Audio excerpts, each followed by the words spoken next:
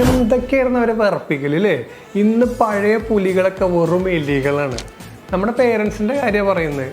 നമ്മളാവുന്ന സമയത്ത് എന്തൊക്കെയാണ് പറഞ്ഞിരുന്നത്? തർക്കുത്തരം പറയാൻ പാടില്ല, കാല് കഴുകാതെ ബെഡിൽ കയറാൻ പാടില്ല, രാത്രി ചൂളിടാൻ പാടില്ല. എന്നിട്ട് ഇപ്പം അവരെന്താ ചെയ്യണത്? നമ്മൾ നമ്മുടെ കുട്ടീനോട് ദേഷ്യപ്പെടുമ്പോൾ എന്തിനാ കുട്ടീനോട് ചൂടാവുന്നതെന്നുള്ളൊക്കെ ചോദ്യം. നമ്മൾ ചെറുപ്പത്തിൽ പുറത്ത് എന്തെങ്കിലും വാങ്ങി കഴിച്ചു കഴിഞ്ഞാൽ പുറത്ത് ഭക്ഷണം വാങ്ങി കഴിക്കാൻ പറ്റുമോ, നീ എന്താണ് എന്നൊക്കെ പറഞ്ഞ് ചാടിയുന്ന മനുഷ്യന്മാർ ഇപ്പോൾ പുറത്ത് പോയിട്ട് വരുമ്പോൾ ഈ കയ്യിൽ ലേസ്, ഈ കയ്യിൽ കിൻഡർ ജോയ്, പിന്നെ ഇതൊക്കെ ഇല്ലാത്ത സമയത്ത് ഫോണും കൊടുക്കും. എന്താണിത്?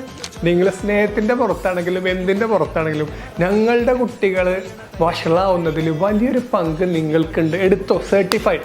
നമ്മളിവിടെ ഓരോ ക്ലാസ്സും വീഡിയോസൊക്കെ കണ്ടിട്ട് കുട്ടികളിൽ എന്തെങ്കിലും അപ്ലൈ ചെയ്ത് നന്നാക്കാമെന്ന് വിചാരിക്കുമ്പോൾ WWFൽ അണ്ടർടേക്കർ നിൽക്കണ മാതിരി നിങ്ങളത് തടയും.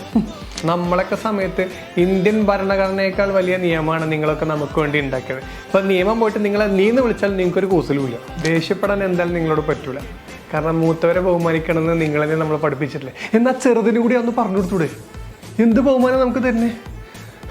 വീഡിയോ